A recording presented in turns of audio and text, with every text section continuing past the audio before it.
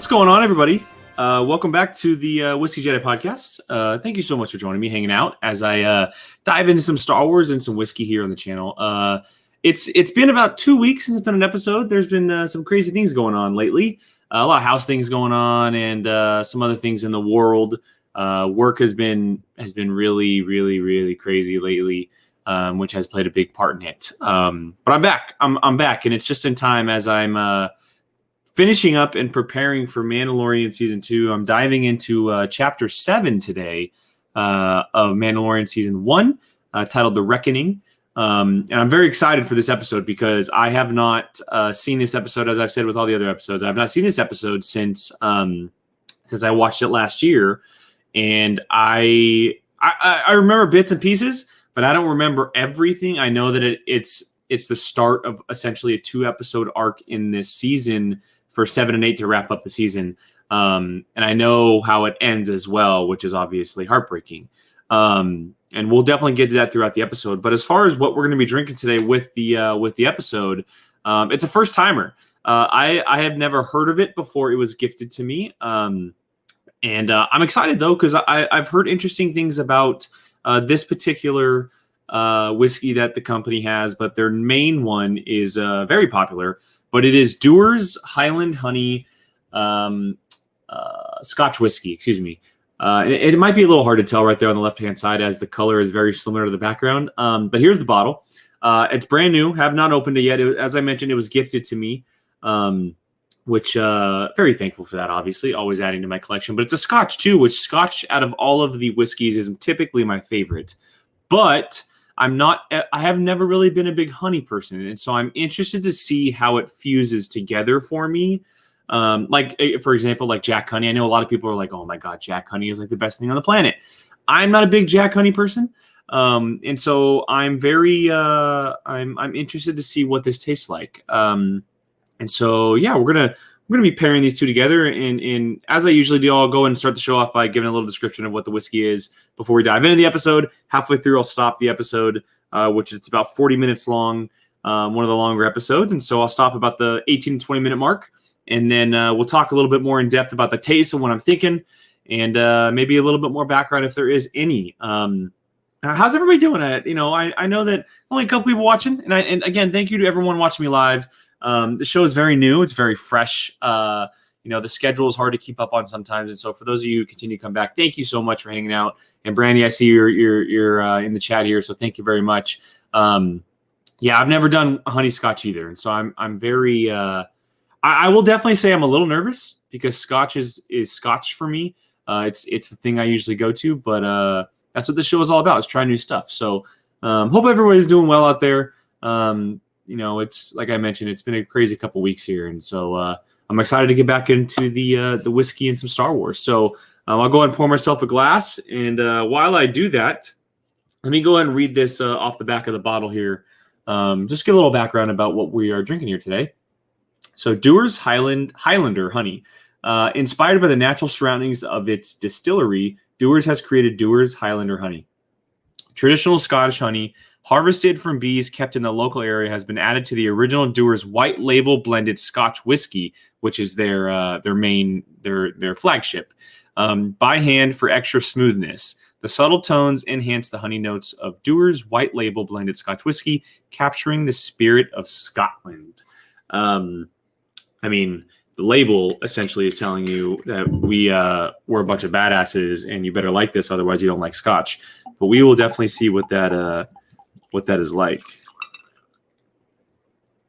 So there it is. There's the color, and you can tell I got my as someone dubbed for me a few weeks ago, my Beskar cubes. They're the refrozen cubes that I can throw back in the freezer every time I use them. This bottle hadn't been opened yet, and it had been sitting out a little bit, so I wanted to give it a little bit of a chill. Not it won't do too much, but my Beskar cubes. Thank you to Billy for naming those. So I'm gonna talk about some smells here. And obviously, yeah, just like I expected, the honey is very prevalent. It's straightforward. It's in your face almost in a way.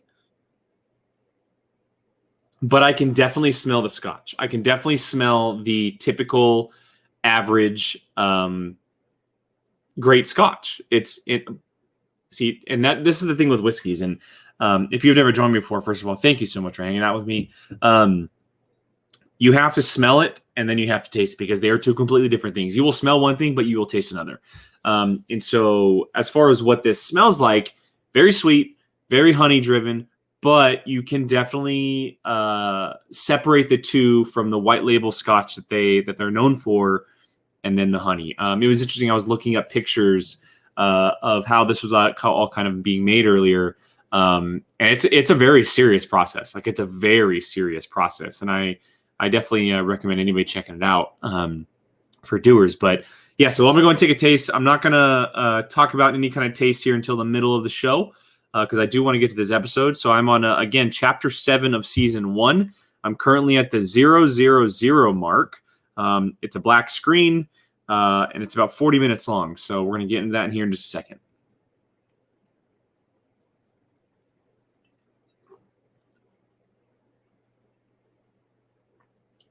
I'm not a honey whiskey fan, so I don't have high hopes. Yeah, I'm not a honey person either. I will say this before I get into any kind of discussion about it. Excuse me, later. The taste is completely different from what I smelled. Completely different. So there's a little tease. All right. Chapter 7, The Mandalorian. I'm super, super excited because I forgot a lot of what happened in this episode. And so if everyone is good to go, I'll go ahead and start this in about 10 seconds. So I'll wait a little bit just in case, and then we will do a 5 countdown. So again, 000 mark on Chapter 7 of The Mandalorian. 5, 4, 3, 2, and 1. Disney Plus logo is popping up, and we're going to get into the recap, I believe. Yep. Previous episode was the prison episode.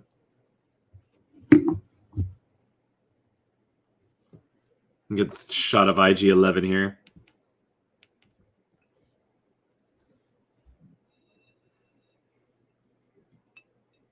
I got, I don't have a Mandalorian glasses. I've mentioned a couple times on here. I definitely will be getting one. But I felt Yoda was appropriate, being that Baby Yoda plays big parts in the final 2 episodes here.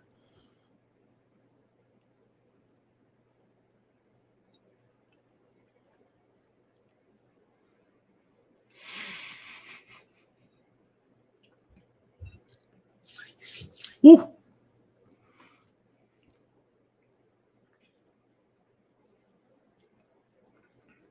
How's everybody feeling about season 2? As we kind of get into the recap, it's almost done here. But how's everyone feeling about season 2? I'd love to hear you guys' thoughts. If you're interested, if you're excited, if you're a little worried, maybe. As the Lucasfilm logo pops up here on the episode. I can't wait. I got some cool things planned next week as far as Whiskey Jedi. I'm actually going to be shooting 2 episodes next week. One of them is going to be a little bit of a show and tell-ish. So check out that. And then the other episode will be obviously watching Chapter 8, the final episode of this season, before we get into Season 2, which drops next Friday. Yes, so here we are. Mando's in Razor Crest. And Grief Karga just popped up on the cron.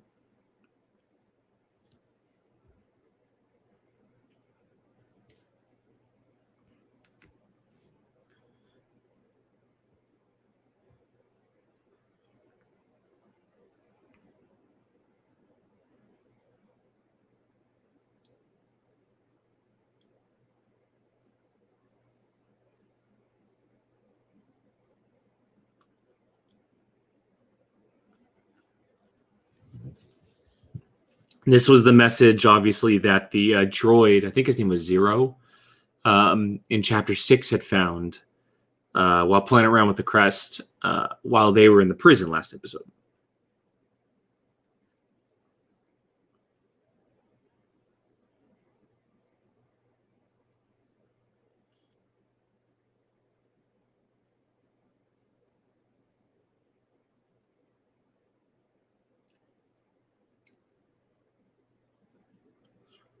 The hologram is phenomenal looking, by the way. So brilliant.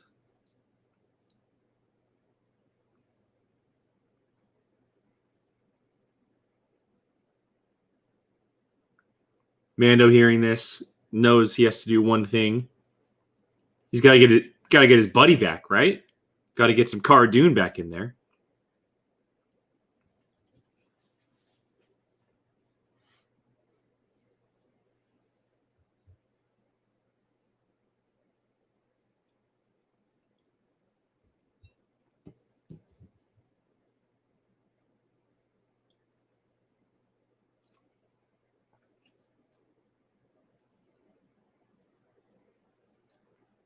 Title card pop up. Chapter 6 going to pop up here in a second.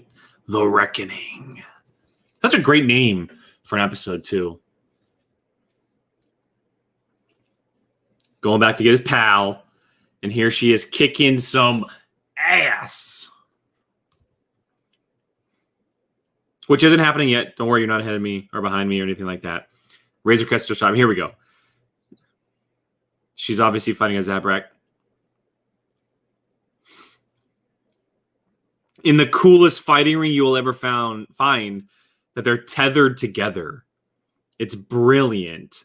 I mean, she's literally punching a dude that has horns on his head.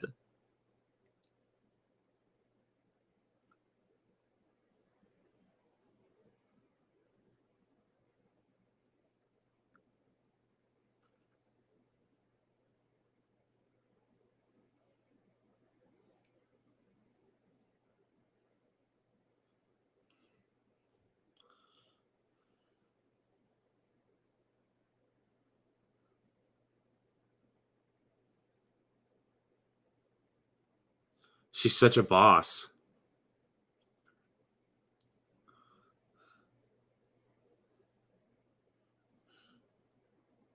She's such a boss. Mud scuffers. That's a new Star Wars term, like Nerford or stuff like that. I love that. Mud scuffers.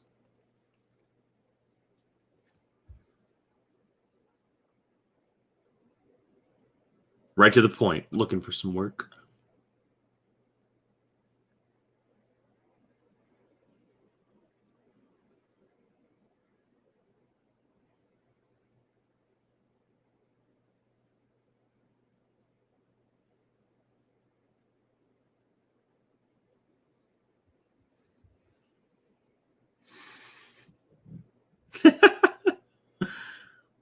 Her wrestling background and MMA fighting obviously comes into play to her character.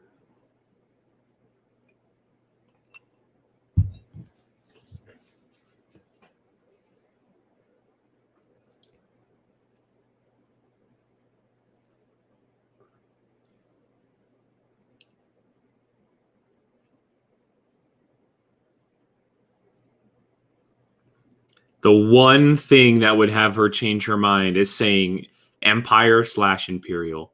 That's all he had to do is he's Imperial, and she was in a heartbeat. There's one thing that she's good at. Well, I'll take that back. She's good at a lot of things, but the main thing that she is good at is kicking some Imperial ass.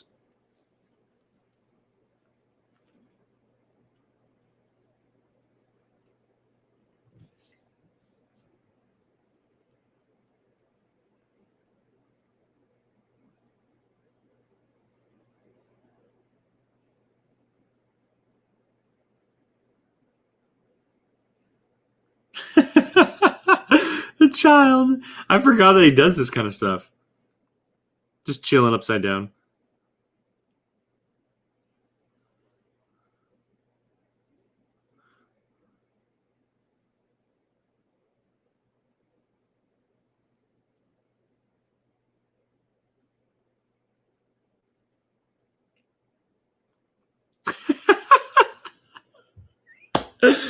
Oh my god. Look, you can't leave a baby alone. The baby, of course, is going to play with things, and eventually he or she will find the joystick of the ship you're traveling in. Duh.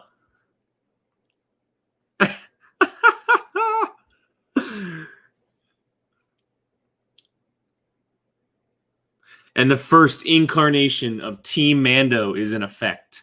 I said it during the trailer reaction for season 2. They kind of have their own little team, right? They have Mando, they have Cara Dune, they have Greef Karga. In this season, the beginning stages also included Queel, the great character who was voiced by one Nick Nolte.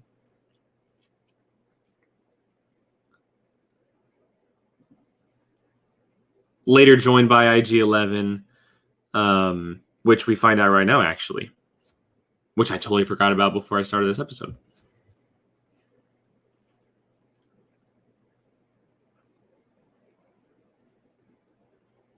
And I imagine that all of you who are watching this with me have seen this already, hopefully, because I'm about to say a spoiler. But what a tragic ending for Queel.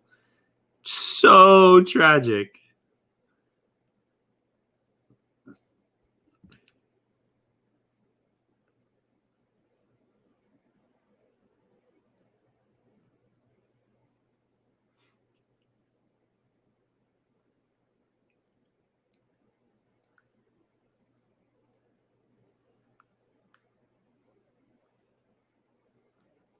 Yes, sir, Gio. Yes, sir. Oh, here's IG-11. Here we go.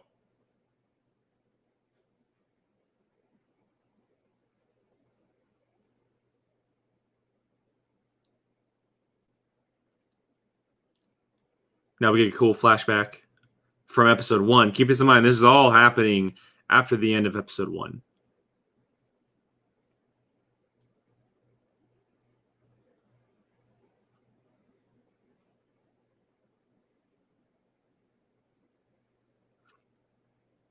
Yeah, I had said it throughout the season last year when we were discussing everything that there was no way that IG-11 was just going to be a one-off or one-episode character. The character had too much potential, as well as being voiced by one Taika Waititi.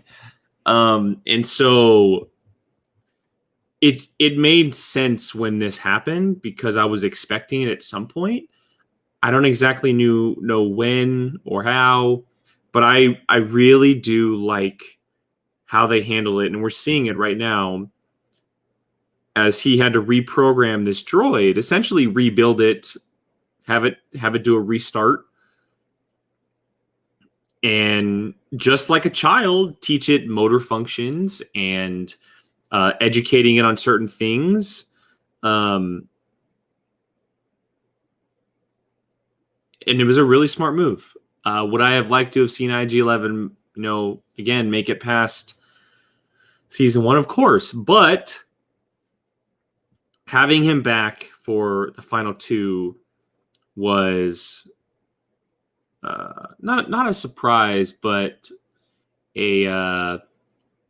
just a pleasant treat is what I'll say for them to do that and to take the time to do that, because the character is really brilliant. The way the character moves, the way the character talks, it's so vastly different from what we get in Star Wars as droids go, which is why I enjoy the character so much. Plus, Taika is just brilliant as the voice.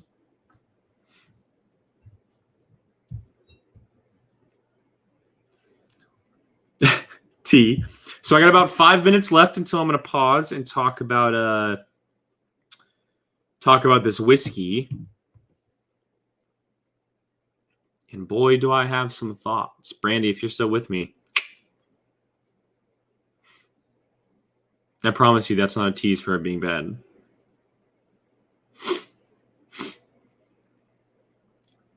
I forgot that this is the first time we've heard his name. And we also get a massive background on him, I believe, too.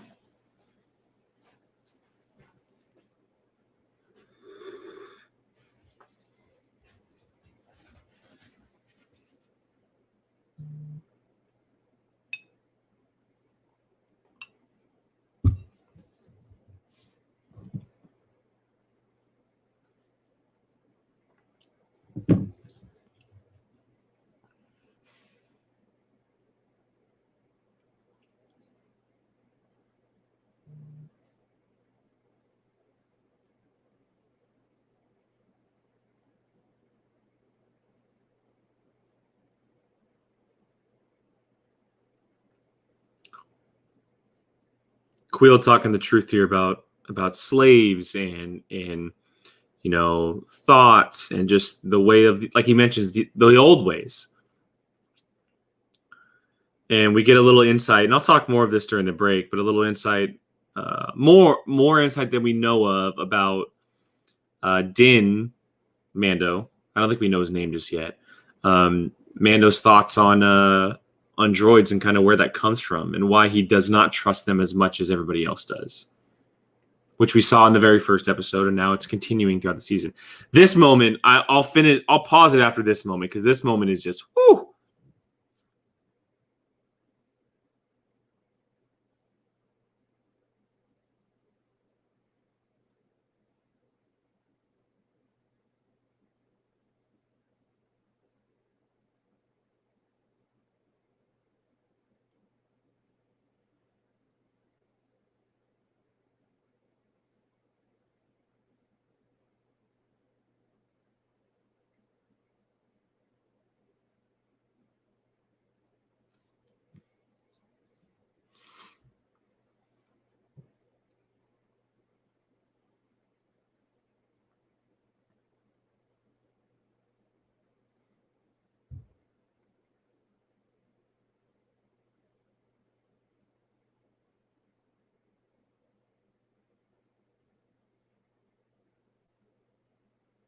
This scene is brilliant. This scene is brilliant. I forgot how good this was.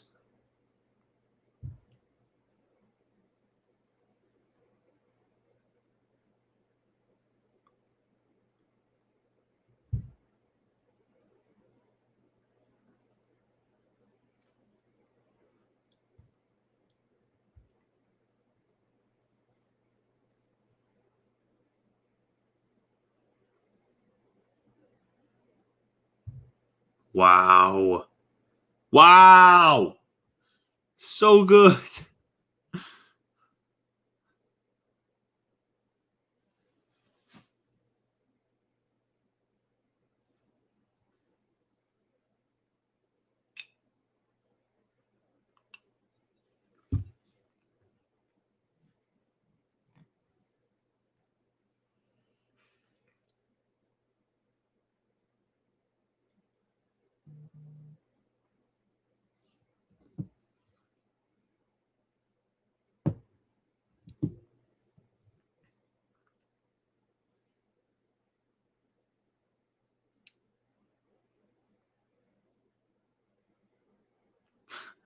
Still no trust for the droid.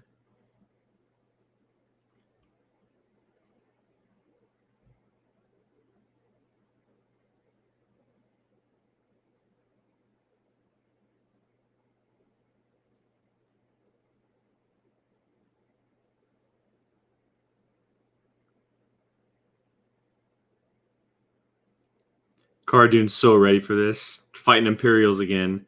Totally her thing. All right, I'm going to pause it here in 5, 4, 3, 2, and 1. All right, so I'm currently sitting at 1649 is where I'm at. 1649 on the timestamp. The ship is over Navarro. So before I get to any kind of Star Wars talk, let's of course talk Dewar's Highland or Honey. Again, as I mentioned, this is a crossbreed. It's a blend of Dewar's main Scotch, their white blend Scotch. I think it's called the white blend Scotch. White label Scotch. And they throw in some natural honey in there to kind of get this taste. And I will say this is the first on this podcast. It is not good. It is not good in my opinion. It is very, very sweet. Almost to a point where it feels very syrupy. And that's not what I want for a whiskey. And I was kind of afraid of this. I was a little nervous. I didn't expect it to be phenomenal or, one of the best scotches I've ever had or one of the best flavored whiskeys I've ever had. But I did not expect it to be as rough as it is. It really does taste like, Dewar's has their whiskey and then they essentially put like just flavoring in the whiskey. instead of like blending it and doing the full process of what you would expect from it. It's rough. It really is a little rough. And here, let me give a little bit of what I'm tasting here, because I wrote this down. So, and this is some of this is also from research. Before we get into my taste, but this apparently it has decided artificial peach, lemon, barley, peat, and Coke char taste, but the natural flavors give it a strange kitty candy drink. See, I would have never came up with that description, but that's very much what it tastes like. A kitty candy drink taste profile with oak aging that is overbalanced. There is a lot more char than peat. I will say this: it has. I had talked about, what was it? I think the whiskey was also called Highlander. The Virginia Highlander, I believe, is what it was called. I did it 2 episodes ago, if I'm not mistaken. I talked about how it was a drier whiskey, but I liked the flavor profile it had. This is a good example of a bad profile for a dry whiskey. It not only feels very syrupy and kind of has this extremely over comfortable, or I can just say not comfortable. Whatever. I guess I'm making it more complicated. Extremely not comfortable sweet flavor sensation to it, but it has this dry aftertaste that kind of just like lingers in a bad way. It's not a good linger. I've talked about on this channel a lot how whiskey is supposed to kind of sit with you. It makes you want to go back for more. I don't want to go back to drinking this anymore.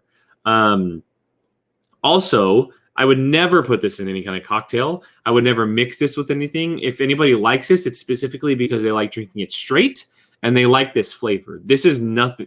I will probably never touch this bottle again personally. And I don't want to bag on them. Just it's my review of the whiskey. I don't like it. I don't like it. It's sweet. It's syrupy. It's very dry. And like I had mentioned beforehand, the smell is extremely different from the taste, and that is not a good thing. Sometimes you get hints of both while you're doing a smell or a taste, which is you want them to overlap. There's no overlapping here. I was pretty much caught completely off guard when I tasted this for the very first time. It's not what I expected at all. It's very strong. Not in the whiskey sensation, but the flavor profile, and that's not what you want with this type of whiskey. When you're thinking of a flavored whiskey, you want it to be almost subtle in a way, to where it's noticeable, but it's not overpowering everything. I can't taste the Scotch when I taste this, and it's funny because I could smell the Scotch when I smelled it, but I can't taste the Scotch, which is no bueno. No bueno. So this is officially the first whiskey on this channel. I've done 15 episodes that I do not like. And I'm finishing it because I want to respect it. I want to make sure that I poured the bottle. I'm not going to toss it out. But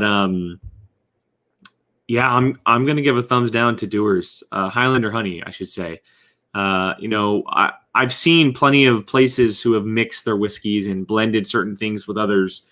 But for me, this is probably the least successful of blends. And it's unfortunate because I have mentioned multiple times how Scotch is my favorite and it's what I look forward to the most. Yeah, it's just a bummer. It's a bummer, I'll be honest. Luckily, I didn't spend any money on the bottle. It was a gift to me. Actually, not really a gift. Someone was getting rid of it and they handed it to me. So I don't know if you can call that a gift or not. But yeah, so Dewar's Highlander Honey. Look, I will say this: if you like honey, there's a strong possibility that you're gonna like this whiskey, because it has a very strong sensation of honey. It's very, very strong, and so if that's up your alley, boom, all for you. But for me, it's not for me.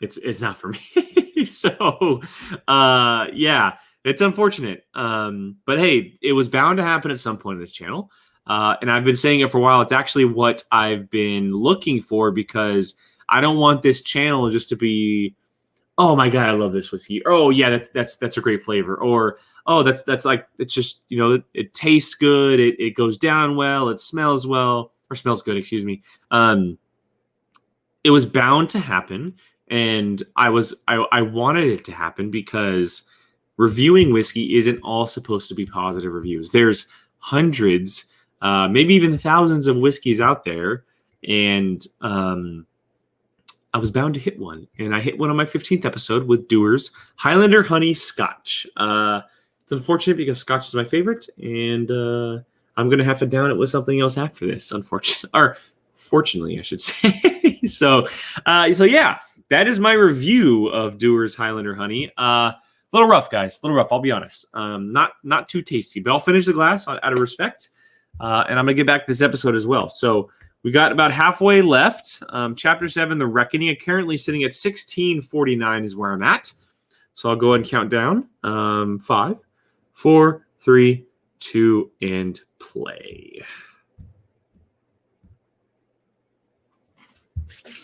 Grief Karga. Mando's coming down. I love that we got some aliens around Grief Karga too, throwing some helmets on some others. An alien, I should say, actually. You can see the bullet hole in his chest from where Mando shot him. Blurgs!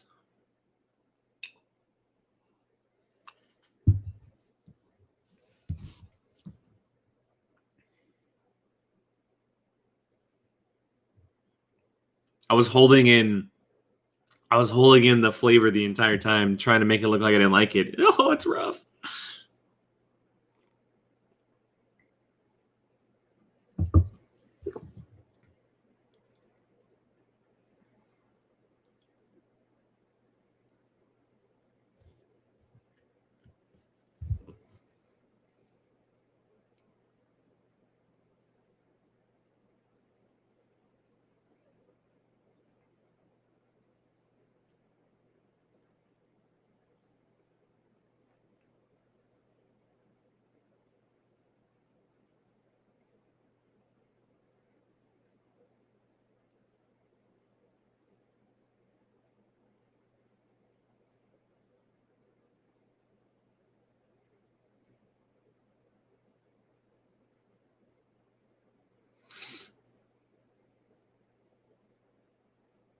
Oh, the child. He's so cute.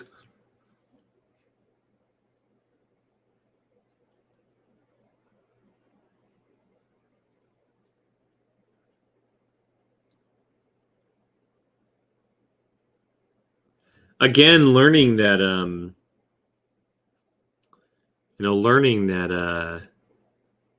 not many people know of the species. And the one thing that I get to talk about while I was watching or reviewing, excuse me, is the scene that happened with the force choke. It's obviously a product of his time with Din.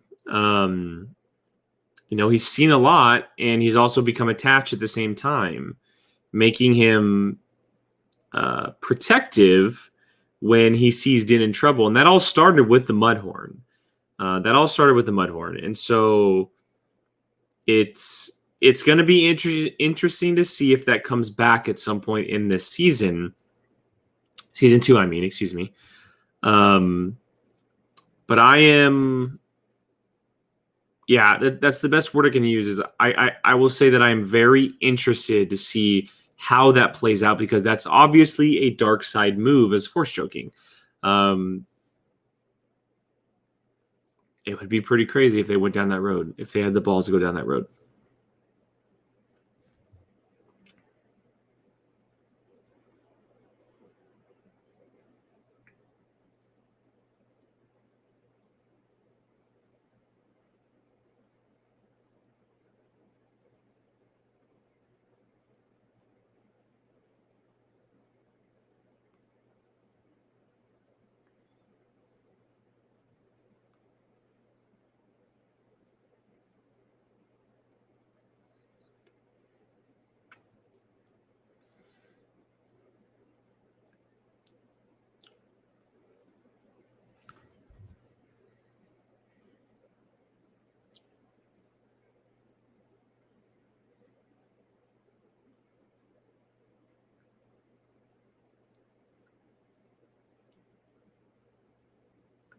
I wonder what they're eating.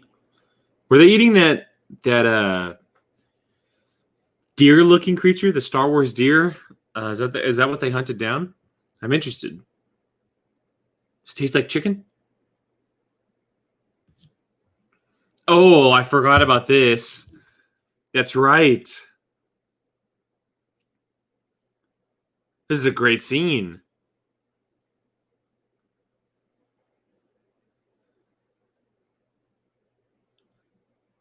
See, I don't think it was ever confirmed on whether or not those were Minocs, but they're very Minoc-y. They look. Oh, the poor blurg. The poor blurg. Oh, the poor hunter.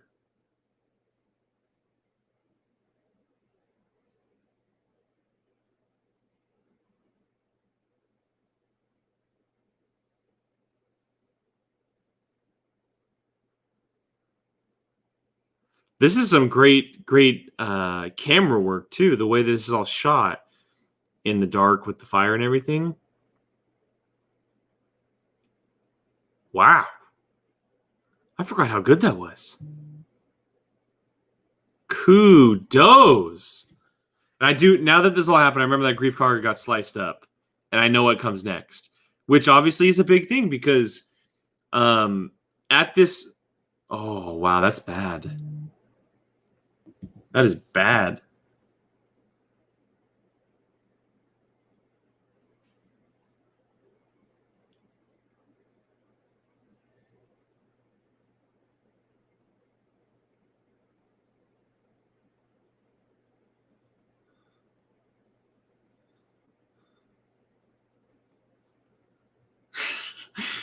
Carl Weathers is so good.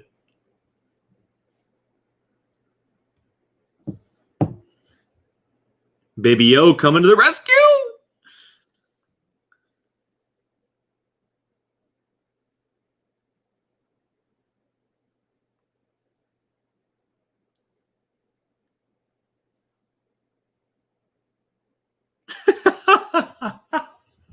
He's trying to eat me. That's so good. Oh, Carl Weathers is a treasure.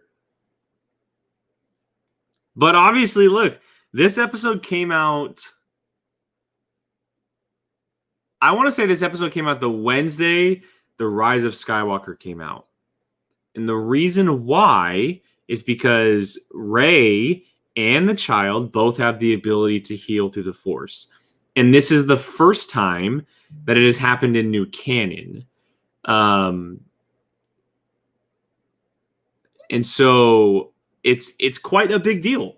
It's quite a big deal in the world of Star Wars.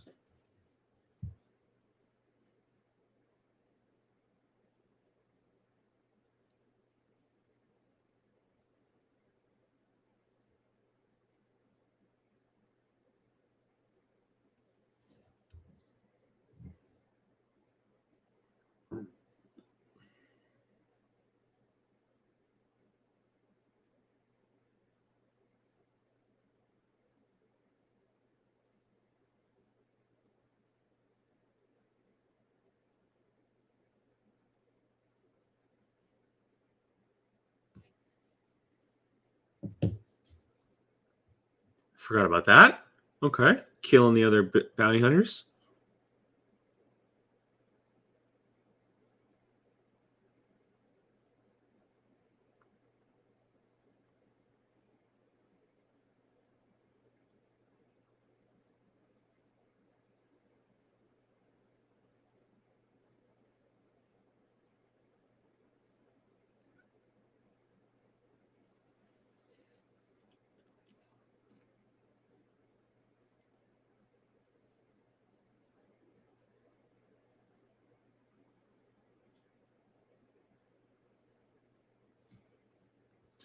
Grief Karga actually doing something good.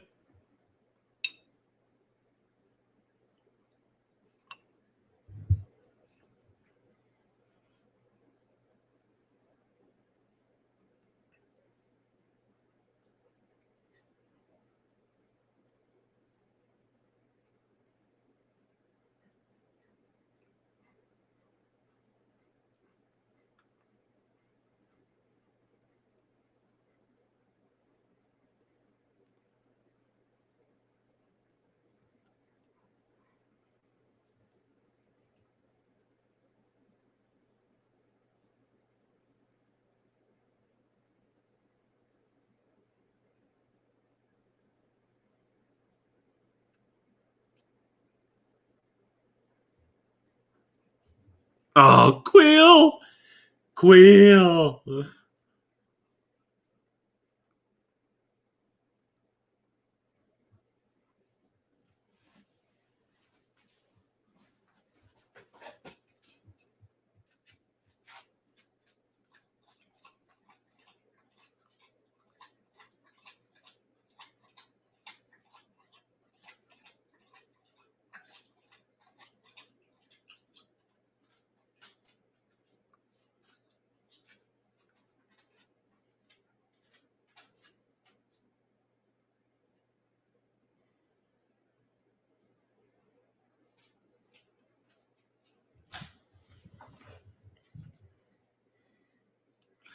There's those damn troopers that we find out who they are in the next episode.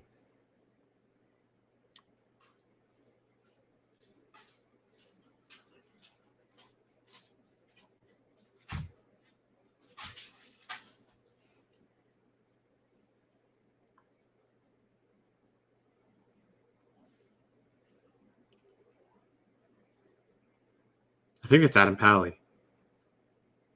With the way the voice is. Pretty sure.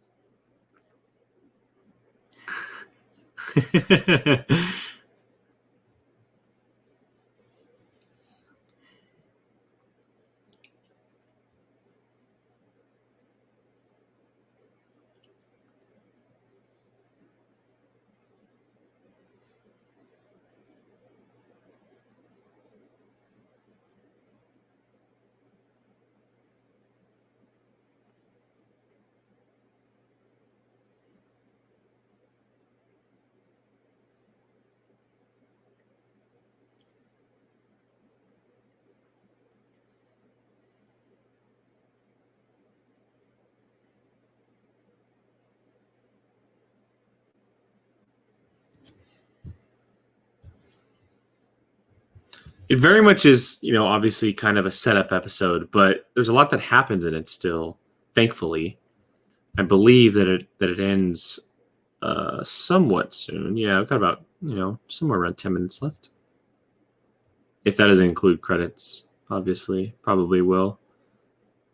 Werner Herzog. He's got the medallion around his neck.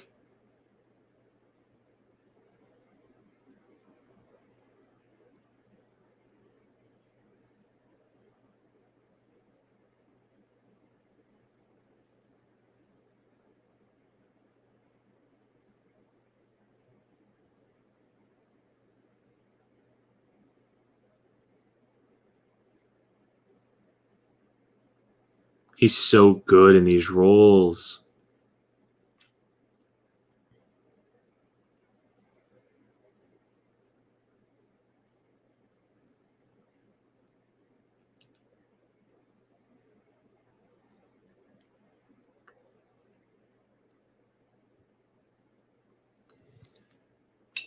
And hints towards the Mando Purge, obviously. And hopefully that's what we're going to end up seeing in season 2.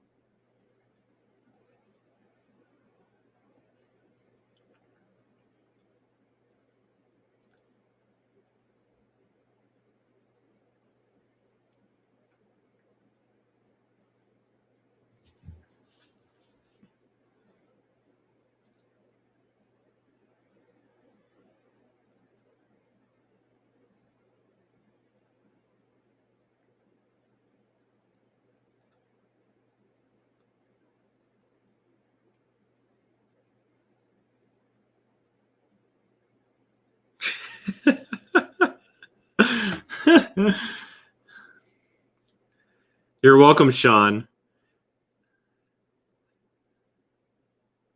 You are more than welcome to take on the Whiskey Jedi moniker anytime you want. You know what? I see the Whiskey Jedi as. Oh, sorry. I didn't mean to interrupt myself, but Werner Herzog just got shot to hell. The ending of episode 7 is happening here very quickly as Moff Gideon just shows up. Oh my goodness. I forgot how chaotic it was at the end. And then we see Moff and his crew of troopers standing at the end of chapter 7. What I was saying is that I very much see the Whiskey Jedi, or depending on who it is, I could see the Whiskey Jedi moniker as a almost Batman-esque thing where no one person wears the mask. Just saying. Death Troopers! Finally, right? Took 7 episodes. And then that sick-ass transport for the Stormtroopers. Great callback to Rebels, where we saw them for the first time.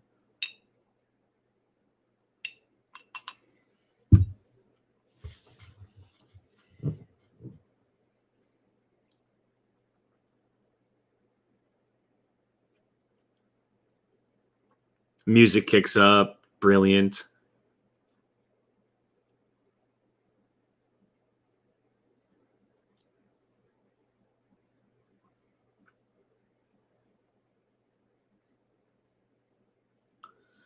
Oh, and I remember this moment watching it for the first time being like, Blurgs, please go, Blurg!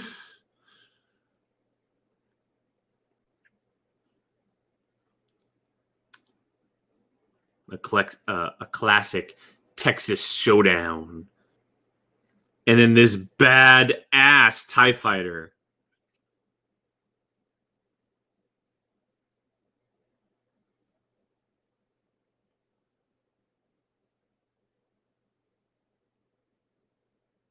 Where were these in the OT movies, right?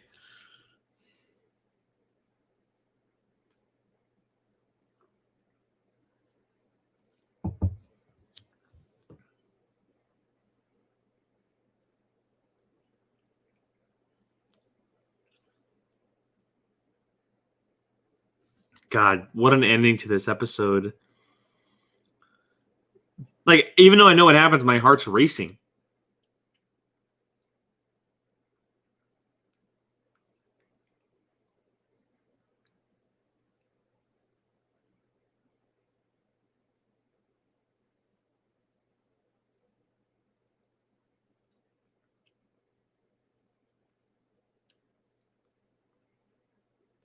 Giancarlo Esposito is so absolutely perfect.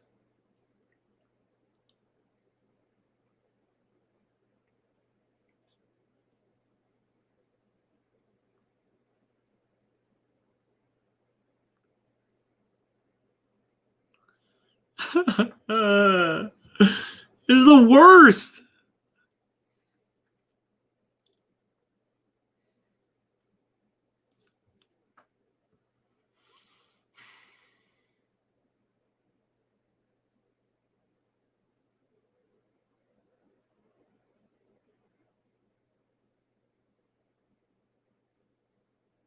I forgot how absolutely intense this show was, this episode. Ah! Baby Yoda on the ground.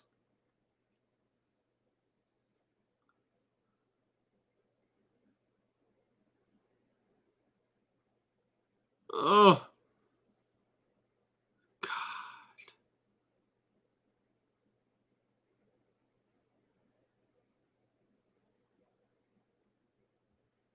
It's a terrible ending, guys. That's a terrible ending, guys. Oh my gosh. Well, chapter 7 is officially in the books. And I forgot how heartbreaking that ending was. I'll be honest. Pretty awful. Obviously, Queel taking an L on that one, and Mando putting him in that position. Sucks because Queel was such a sick character, so good. But I mean, overall, the episode is phenomenal. It I mentioned it throughout the discussion that it kind of, in a way, very much felt like a setup episode, but also was standing on his own, which a lot of times you don't get that. You barely get that, and yeah, God, I'm still thinking about Quill dying. Like it's still like I literally have goosebumps right now. But yeah, it's the final moments are setting up what's to come. It's for the longest time people have been talking about, well, is this show going to get on a single narrative, right? There's a lot of things happening in the show, and it might have taken a few episodes, and I'll agree with that. But the finish is phenomenal. Episode 7 is really, really, really good. Really good. Deborah Chow, again, knocks it out of the park as a director. And she leaves it at a point to where we don't know what's happening, what's coming next as first-time viewers. And then Taika's taking over the finale. And obviously we know that he absolutely just crushes it, which I can't wait to watch. I'm watching it next week. I'll be doing this next week for Chapter 8 for Taika Waititi. But yeah, man, it's I'm so excited for season 2. I'm so excited for season 2.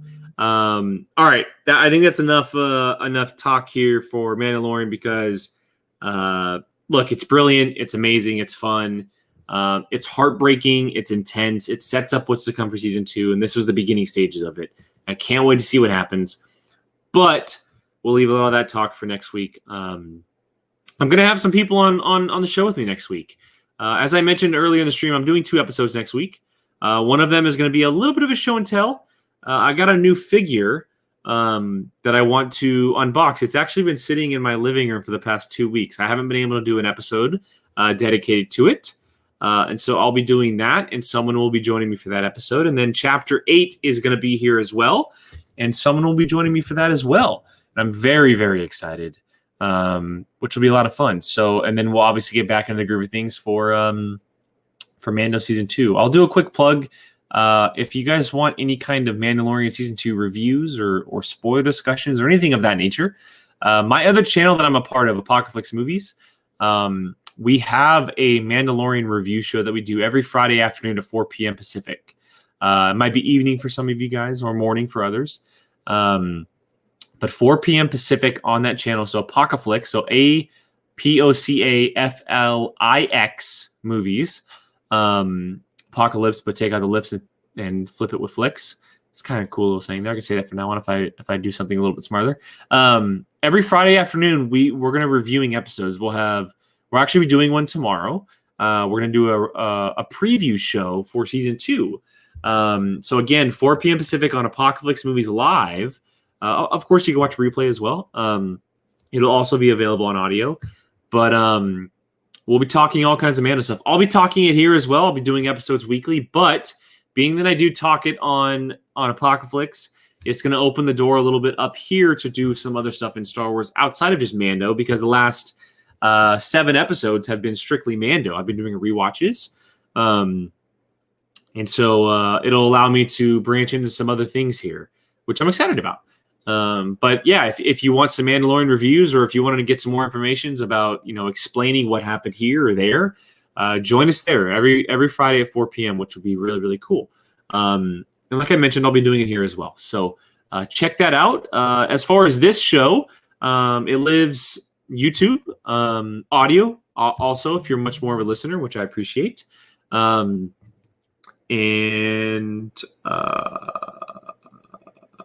Excuse me, sorry, I got a text message. And then as I mentioned, I know I said it a couple times already, but I'm doing 2 episodes next week, guys. 2 episodes. One in the early week, so more than likely Monday, and then the other one will either come out on Wednesday or Thursday. So stay tuned for that. And then we get season 2 back in the grind of things for Star Wars. So as always, to Brandy and Gio and Gabby and Sean for jumping in the comments throughout the show, I really, really appreciate it. I've mentioned multiple times on this channel, or the show rather, that this is just a show for myself. When I get some free time on my hands, I sit down, I do an episode to talk Star Wars, I drink whiskey, and I love doing it. And for you guys to join in on that and enjoy it with me, I really, really do appreciate that. And if you like it, spread the word. I would love to have more people involved in it, and starting some more conversations and ideas and stuff like that. So, hit up those comments, hit that share button, like button, hit that subscribe button if you haven't already. I really, really appreciate that. And I will see you guys next week. So you guys can find me on Twitter at Qui-Gon Jake. It's right down there below. Also on Instagram, much more involved than on Twitter, though. Twitter's kind of the thing that I go to a lot. Facebook's like not really a no-go. It's kind of a weird thing these days. But yeah, hit me up on Twitter. Follow me there for Star Wars and movies and Schmodown and all kinds of random stuff. So you can find me there. And then this podcast every week, as well as among a lot of others. Certain Point of View, Apocalypse Movies, all kinds of cool stuff. So I know I'm rambling, but I got to get it all out. So again, thank you to everyone for joining, hanging out with me as I watch Chapter 7, The Reckoning, for The Mandalorian. Great episode. Leaves me on a cliffhanger, and I can't wait to watch Chapter 8 next week. So you can find that next week. Until then, guys, again, thank you for joining me, and may the Force be with you.